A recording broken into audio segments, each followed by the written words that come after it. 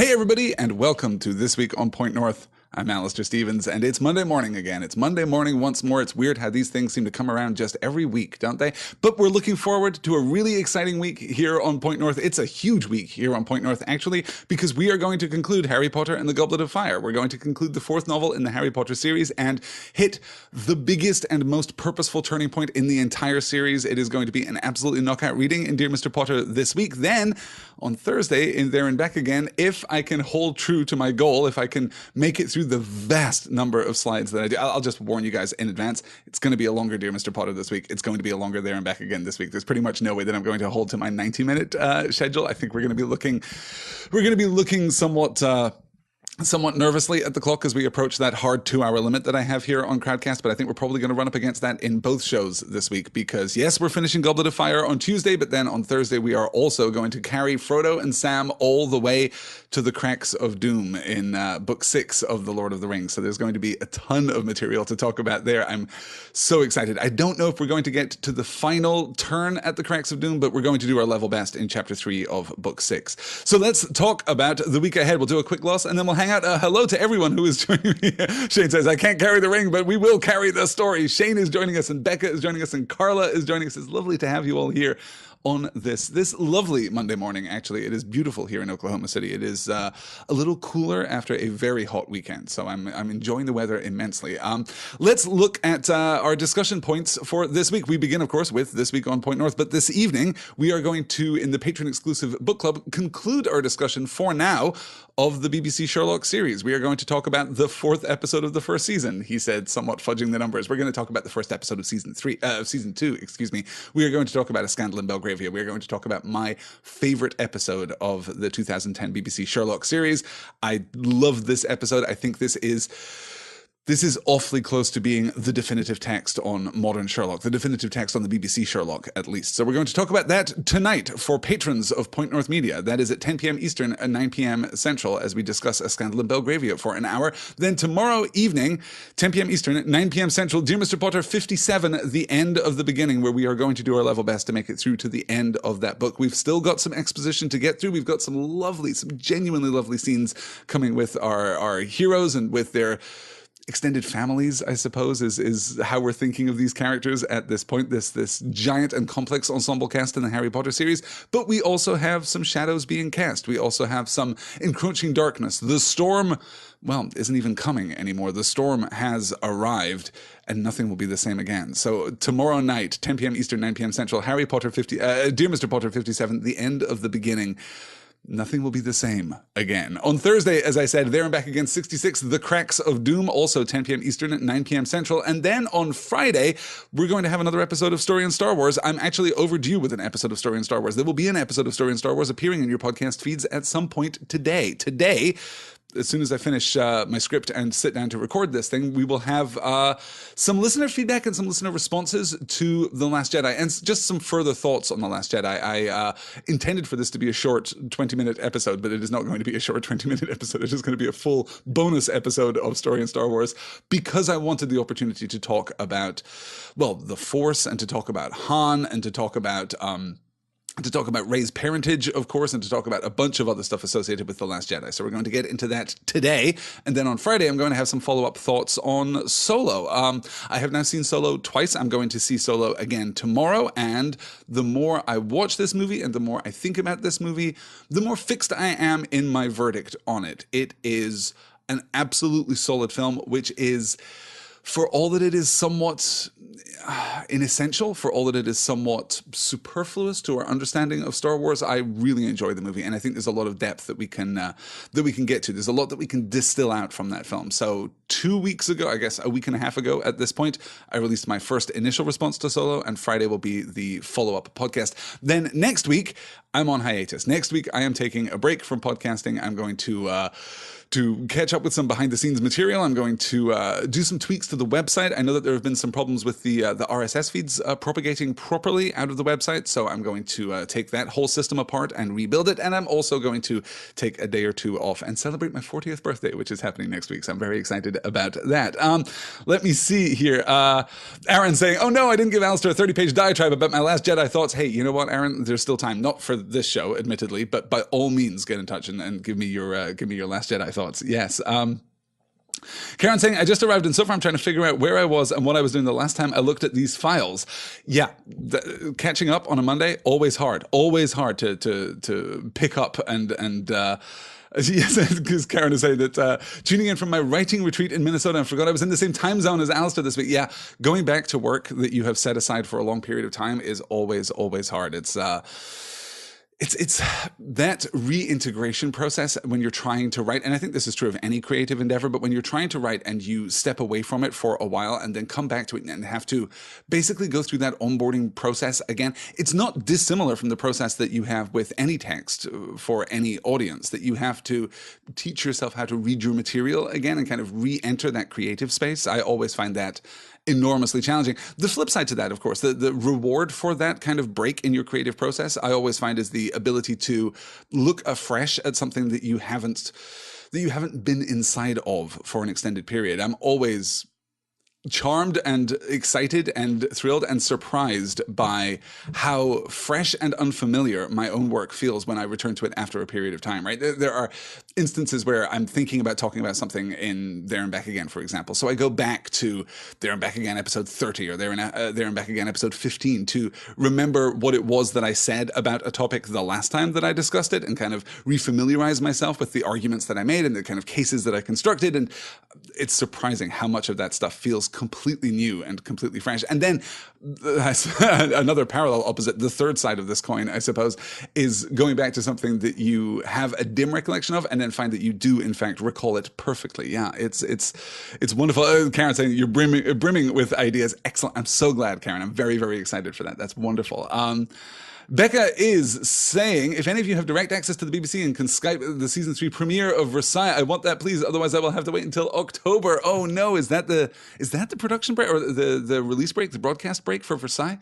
I'm so sorry, Becca. That's a tough one. I have been catching up with a few overdue things of my own, actually, over the course of the last few days. I've been rewatching Game of Thrones, which has just been wonderful. Daphne Olive, beloved of this parish, recently attended a Game of Thrones convention in Dallas and had some really great thoughts about Game of Thrones. Daphne and I have been talking just a little bit about Game of Thrones, and I am back in. I am on the hook again, and I had forgotten how good the first season of Game of Thrones is. I still think that the first book in the series is my preferred incarnation of Game of Thrones. I still think that in general I prefer the books to the show, particularly as the show deviates from the books in later seasons and takes a more organic and integrated approach to structure, I suppose, than the text and the prose of George R.R. Martin. But I think that first book is really solid, and the first season too, very, very good. Yeah. Oh, Caroline is saying that she just read chapter 3 of Lord of the Rings today with the Cracks of Doom. Yeah, it's a tough read. It's a tough read, you guys, but it's so beautifully done, so beautifully drawn out. We really didn't make quite the progress that I wanted to in last week's session, but yeah, we're going to launch through to all of that. It's going to be very fun. Good, excellent. So yeah, I've been catching up with Game of Thrones, and I've been catching up too with Stranger Things season 2. I didn't get a chance to watch Stranger Things season 2 when it was released last year at all. Just didn't have any gap in my schedule for it whatsoever. So I went back and rewatched all of the first season, and now I am 4 or 5 episodes through season 2, and I completely get the common criticism of season 2 of Stranger Things, which, looking back, is also a pretty fair criticism of season 1 of Stranger Things, which is just that all of these plots are on such a slow burn that there is a real pacing problem in the series. It is starting to resolve itself now into more clear propulsion than we had in the first 3 episodes in particular of season 2. The first 3 episodes of season 2 are gorgeous. I mean, they are beautiful. There is a real, almost an elegiac tone. There's almost a kind of elevated referentialism for 1980s Hawkins, right? We have almost arrived at a point where we are reflecting on a world that is now lost, a world that has now vanished from us, and that has that speaks to and is reflected by this somewhat ponderous and somewhat internally conflicted tone, which I really appreciate, but which isn't strong storytelling. It's not really driving the plot forward. We spend 3 episodes basically with our characters just spinning in place, and I'm not sure about some of the decisions that we've made early in season 2 in that particular regard, but the plot now is picking up, and I am very eager to see where it goes. Wall-to-wall knockout performances in Stranger Things. It's remarkable how good, particularly the young cast is, but also the extended cast too. I mean, there's a reason that David Harbour is just so beloved of the internet now. He's done such wonderful work in this series that he has really made a name for himself in this particular fan community, and I'm looking forward to seeing what else he does. Hellboy, of course, coming up pretty soon, so I'm very excited about that. That's going to be an absolute blast, yeah. Let me see here. Shane saying, will everyone dress like the characters from Saved by the Bell in 90s reboots? Are we rebooting things from the 90s, Shane? Is this a... we're picking up from this nostalgia for 80s things, yeah. And Sosa Sundar is saying, I think Samwise is just lovely in Stranger Things. Yeah, Sean Astin is just, he's remarkable. He's a character actor possessed of such enormous humanity that he almost steps out of the kinds of roles associated with character actors, right? Sean Astin is generally cast in fairly minor roles, but so effervescent is his humanity that he elevates the material, and it's very hard not to think of Bob as a primary player, even early in season 2 of Stranger Things. He's just lovely. I completely agree. I'm always so glad. Mitchell saying, I don't know if I reached peak 80s, but I really had to push myself to get through Stranger Things, and I feel like it should be up my alley. No, I can see that. It is so specific in its frame of reference, and I suppose specific in its frame of reference, both internally and externally, right? It is internally consistent for this very specific depiction of the Midwest, this somewhat sheltered Midwest experience in the mid-1980s, but it is also, of course, leaning into that nostalgia for mid-80s pop culture. And it's not doing so in this referential and exclusive kind of Ready Player One kind of way. It is more organic and more grounded than that. I love the way that the younger characters, that the children in Stranger Things have co-opted pop culture as a part of their language, particularly the pop culture of D&D, right? They've co-opted that language and integrated it into their own vernacular, which is much more true for me and my personal experience than the kind of commentary / social currency that we would associate with something like Ready Player One. They are not referencing D&D or Ghostbusters as a means of establishing social credential, as a means of buying social collateral in that regard. It is simply a shorthand. It is a shared language. And that is what happens to pop culture when it is elevated past that ubiquity and becomes personal. That is very true to my experience of pop culture growing up, and specifically and particularly D&D growing up too. So I can completely see where we're getting those threads of inspiration for Stranger Things. I think it works just gorgeously. But yeah, a little slow. I'm looking forward to it. I'm looking forward to it picking up just a little bit. So Sundar is saying, I think Sam has a thing for melodramatic curly-haired brunettes with a martyr complex. Joyce Byers and Frodo, basically one and the same. Oh, boy, now you've said that, Aaron. I mean, not that, right? Yes, definitely. Good. Excellent. So that is pretty much what I've been occupying myself with over the course of the last few days, and of course a ton of Shakespeare. I have been reading and thinking about and talking about Shakespeare, as everyone who knows me in real life here in Oklahoma City can attest. Over the course of the last week or so, I have been talking a lot about Shakespeare because of my upcoming Shakespeare class, and I'm so excited to delve into these texts, particularly Othello. I'm finding myself weirdly drawn to the tragedy of Othello in this particular context, within the framework of the class. I've never really had the opportunity to talk academically about Othello in the way that I would like, and I've certainly never had the opportunity to teach Othello in the way that I would like. So I'm very, very much looking forward to that. I think that it is I mean, it's hard to talk about any of Shakespeare's plays as being, under-regarded or under-celebrated, but I do think that is true of Othello. I think that Othello lives forever in the shadow of Hamlet and Macbeth and Romeo and Juliet, right? I think that Othello is always off on the periphery of Shakespeare's work in a way that, honestly, I believe it ought not to be. I think it is one of his finest works, and that's something that I'm very much looking forward to in the fourth week of the Shakespeare class, looking at the tragedies in general, which I think are the richest and most exciting part of Shakespeare's entire canon, but also looking at Othello's place within that, within the evolution of his approach to tragedy, within that particular Elizabethan response to multiculturalism, what we in the modern world would consider multiculturalism, but what in the Elizabethan period I think was simply considered a more worldly aspect. I think that the integration and the opposition of different cultures and communities within the frame of Othello is absolutely fascinating and so much more thoughtful and careful and rich than I think is oftentimes recognized. So I'm going to have an absolute blast talking about that. Karen saying, I think you'll be right and we'll be interested to see what you have to say about it. It's not my fave, to be honest. Well, I'm going to, and Sarah de Bergerac asking, are you giving a Shakespeare class or taking one? I am giving a Shakespeare class. I am giving a class through the month of July. You can find out more by heading on over to pointnorthmedia.com and clicking the classes button. It is a class called The Globe's Bard. In the first week, I'm going to look at Shakespeare's life and his poetry.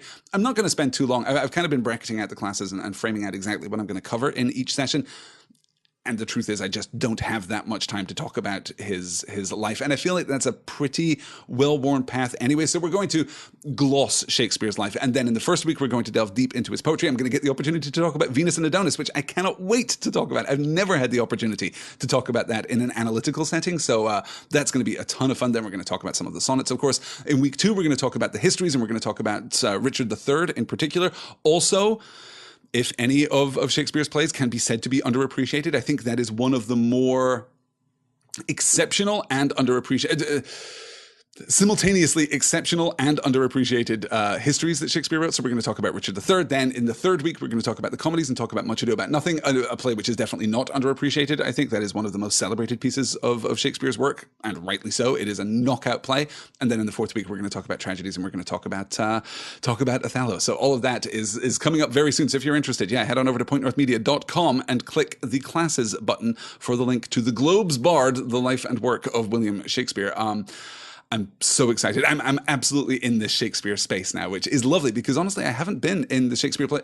I suppose we touched on this back when I was doing the Between Worlds fantasy and folklore class, and I got to spend a week talking about the Elizabethan response to the evolution of folklore and kind of the hybridization of Elizabethan folklore, pre-fantasy storytelling, and kind of Elizabethan era myth making, I suppose, Elizabethan era mythopoeia. All of those things are integrated and hybridized by Shakespeare in Midsummer Night's Dream, for example, and by Edmund Spenser in The Faerie Queene. So getting to talk, and many other texts too, but I was talking primarily about Shakespeare and Spenser. And that was the last opportunity that I had to talk about Shakespeare in any depth. And before that, it's been years. So I'm very, very excited to delve into this and to do something that I think many people fail to do when they're looking at Shakespeare. It is so easy to look at Shakespeare from this biographical perspective, right? Trying to figure out who Shakespeare really was. Did he really write all of the plays? What happened in the course of his life? What were the social pressures acting on this blossoming popular culture, this mass media popular culture at the time? It's very tempting to look at Shakespeare from that lens. It's very tempting to look at Shakespeare as the father of modern English. It's very tempting to look at Shakespeare's work as a poet or from the perspective of his poetry, even when we're looking at his plays. But I think too often in those conversations, we overlook the movement of his storytelling. And the simple truth is that Shakespeare was a storyteller par excellence. I mean, Shakespeare was just impossibly gifted in the construction of story, in the arrangement and arraignment of immortal characters. There's so much to talk about, of course. So yeah, that's why I'm talking about Shakespeare in the month of July. I'm super excited. Hello, Martin. Thank you for joining us. Thank you for popping along here. Let me see here as I scroll back. I'm scrolling back. Karen asking, did you hear Harry Grainer on Buffering the Vampire Slayer talking about points of commonality between Richard III and the Mayor? I have not. I am behind on my Buffering the Vampire Slayer podcast, but Harry Craner is a lovely man. He is a lovely, very, very smart man, and I'm looking forward to that. A hearty recommendation for Buffering the Vampire Slayer. Let me see here too as I scroll back. Cyrano de Bergerac saying, when I was a kid, I could recite all of the reduced Shakespeare Company. That was my intro to the Bard. God, me too. Not my intro, I should say. I think I'm probably a little older than you, Cyrano de Bergerac. But I love the reduced Shakespeare Company. They're the original BBC radio series that I guess was in 6 parts, perhaps, was astonishingly formative to me in my appreciation of Shakespeare and also in my appreciation of comedy. I find that to be just hilarious. I will never forget the Romeo and Juliet in particular was so important to me when I was a kid. I remember listening to that over and over and over again on cassettes that I think I borrowed from the local library. I think I would just check out that box set cassette collection for a couple of weeks at a time. Yeah, good. Let me see as I catch up here. We're talking about different points. If Point North is the... There we go. Yeah, no, this is perfect. Aaron saying, I agree. Shakespeare's life, is well covered in other places. This is a literature discussion group. We can start Point South for biographies. And then Point West. Let me see. Mitchell is saying Point East for musicals. That's very good. That's particularly here within the frame of the... I suppose I will be tempted for Point East to be like a breakdown of anime and manga influences, the influences of Japanese storytelling, which, as I've said before, is an area with which I am absolutely fascinated and would love to have the opportunity to talk about at some point. Besides a couple of one-shots, I haven't really had the opportunity to delve into the influences which underlie Japanese storytelling, Asian storytelling in general, but Japanese storytelling is my particular area of interest, I suppose.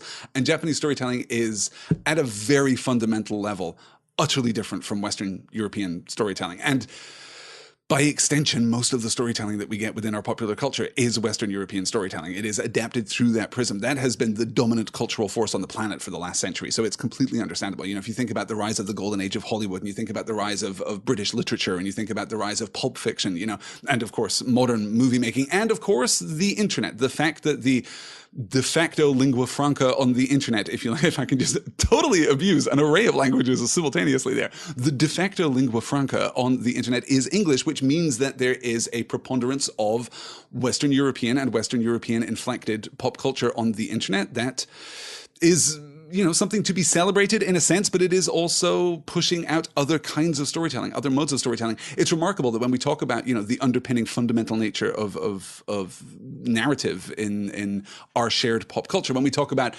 3-act structure, and we talk about 3 beats, and we talk about protagonist-antagonist interactions, and we talk about the hero's journey, when we're talking about this really nuts and bolts mechanical stuff that is at the heart of pretty much every story that you're going to look at in the Western canon, those don't apply everywhere in the world. There are some interesting points of crossover and points of reflection, but yeah, the hero's journey in Japanese culture, for example, is completely different from the Joseph Campbell monomythic hero's journey that we see all the time in Western European culture. So at some point, Point East, yes, Point East Media will talk about anime and manga and maybe musicals too.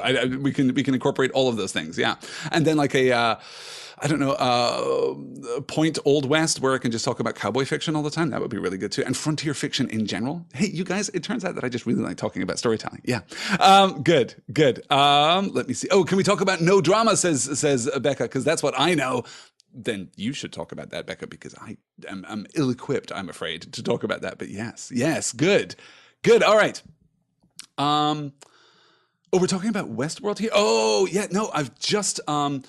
After, 19,999 recommendations for Westworld, I have just ticked over to 20,000 recommendations for Westworld, and as you know, that is the metric that I use to determine what I will watch next. So I am absolutely on the hook. After I am done with Stranger Things Season 2, I'm going to go back and watch the first season of Westworld, and I'm really, really looking forward to it. I've had a couple of very casual and veiled conversations about what Westworld is and what it means and the kind of thematic landscape that is presented to us within the bounds of Westworld. And I'm very, very interested in everything that I've heard about that show, as well as already being pretty moved by the amazing performances and cinematography that I've seen just in trailers and ad spots and all kinds of things, little clips that have been shared with me on YouTube. Yeah, I'm in for that show too.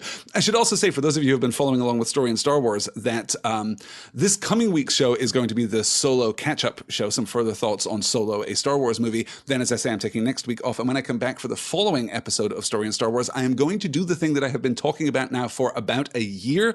I am going to do the deep analysis of the opening crawls and opening shots of every Star Wars movie in order, because there's so much there. There is so much there. Doing close reading textual analysis on the opening crawls yields a great deal of insight into what each of these films is about. So I'm very excited for that. So if you're nerdy for when I'm doing more, I suppose, There and Back Again than Dear Mr. Potter, and I get deep into poetry mode, that's what I'm going to be doing to the opening crawls of all the Star Wars movies in the next episode. What will that be? The 17th episode of Story and Star Wars, coming out on June the 22nd, I suppose. With all of that said, oh my gosh, I'm at time already. Can you believe It's a lovely thing. Every Monday morning, I get to just sit down and talk at you guys for 25 minutes. Okay, let's recap the week, and then I've got to go and get to work and actually finish up that overdue episode of Story and Star Wars. So, Story and Star Wars 15, The Last Jedi Listener Response Show, that will come out later today. Then this evening, 10 p.m. Eastern, 9 p.m. Central Time, you will be able to join me if you're a Patreon supporter of Point North Media. You'll be able to join me for our last discussion of the BBC Sherlock, looking at the first episode of Season 2, A Scandal in Belgravia, my favorite episode, and I would also argue, parenthetically, the best episode of Sherlock. That is going to be a ton of fun. I've got a screed of notes for that already and can't wait to get into that discussion. Then, tomorrow evening, 10 p.m. Eastern, 9 p.m. Central, Dear Mr. Potter 57, The End of the Beginning, in which we conclude Harry Potter and the Goblet of Fire. We get to...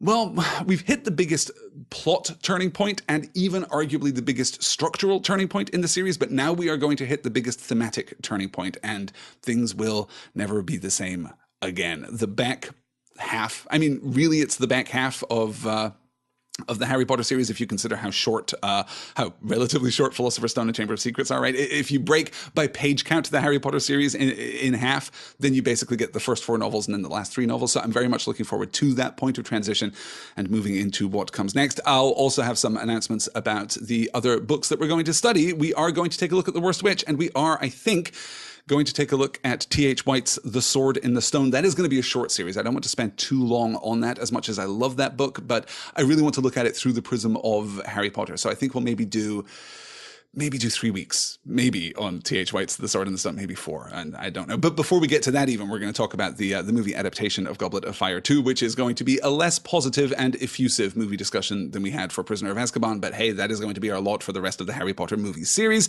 On Thursday, 10 p.m. Eastern, 9 p.m. Central, There and Back Again 66, The Cracks of Doom. We are going to have made it to the Cracks of Doom. We're going to follow Frodo and Sam to the end of their perilous journey and hopefully get right to the resolution. We're going to get right to the end of Chapter 3 of Book 6 of The Lord of the Rings. That is my intention. As I said right at the top of today's show, both Dear Mr. Potter and There and Back Again this week are liable to run a little long. And then on Friday, for those of you who are just eager for that good Star Wars content, we're going to have Story in Star Wars 16, further thoughts on Solo, a Star Wars movie, with some interesting points of discussion. We're going to talk a little about, I don't want to spoil Solo because I know it's still very current for a lot of people, and I know that many people still haven't seen it yet, but we are going to talk about the Han Solo that we get in the Solo movie and the ways in which he is different from the Han that we might expect to get in Solo. The ways in which there is a huge character shift, a huge character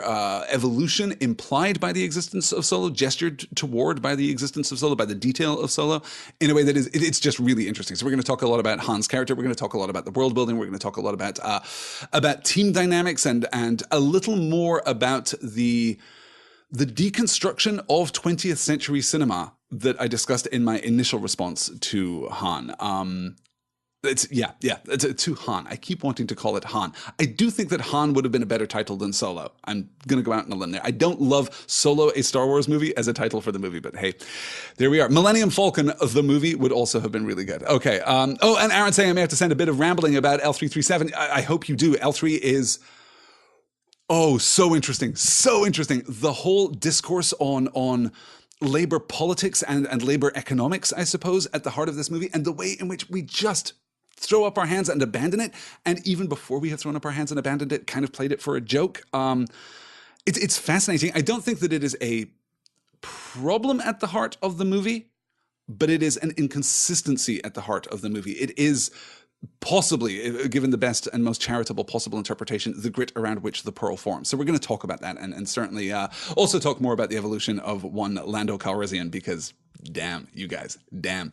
All right, that is going to do it. You guys, thank you all so much for joining me. Thank you all so much for starting your week here. I know that many, if not most of you, will be back with me tonight for the discussion of Sherlock, and the rest of you, I'm sure, will catch up with podcasts through the course of the week. It's going to be a really great and exciting and climactic week here on Point North Media, and I'm glad to do it all in your fine company. Thank you so much for listening. I will talk to you all again very soon. Until then, take care.